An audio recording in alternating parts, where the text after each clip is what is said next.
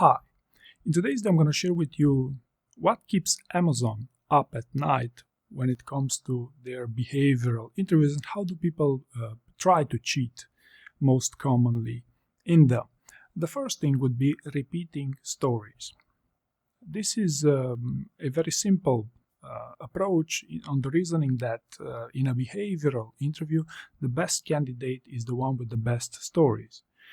So if you spin your 3 best stories throughout your 5 interviews, at least in theory, you're going to come up as the candidate with the best stories. And the way they check this, the way they track this, is by literally taking a ton of notes during their job interviews. So if you do intend to repeat at least some of your stories, you should keep in mind that this is something they are really paying particular attention to, and maybe use some techniques such as referencing specific areas of larger projects instead of saying every time that, hey, on project X I did this and that, right? So try to split those better stories into multiple smaller ones if you can, right? But long story short, keep in mind they do track this, they keep this seriously. The second thing you'd want to keep in mind here is they are specifically looking for candidates using old stories. Now, why would this be such an important aspect? Well, the definition of a behavioral interview is that they look at your past experiences as a predictor of success in your new role.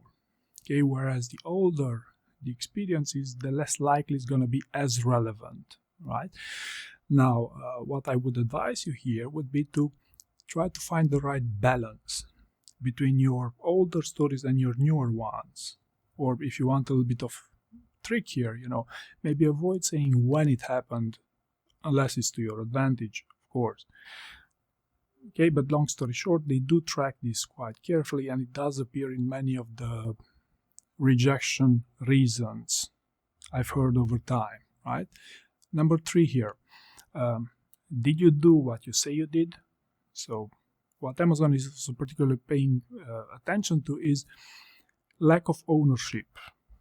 Okay, because what happens, many candidates say like to take ownership over far more responsibilities than they actually had in their previous roles, in a bit to get up leveled or more qualified for the role. So how do they check for this? Well, besides of the fact that it's quite obvious from some of the candidate answers, they will try to use as many follow-up and challenge questions.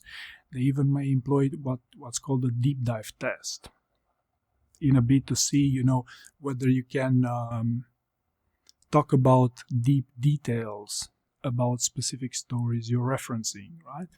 Now, what happens here is that there's side effects to this ownership type of questions in the sense that some candidates genuinely cannot remember details of their projects, especially if they were a long time ago. So one way you'd want to fix this would be to make brain dumps of stories in as much detail as possible.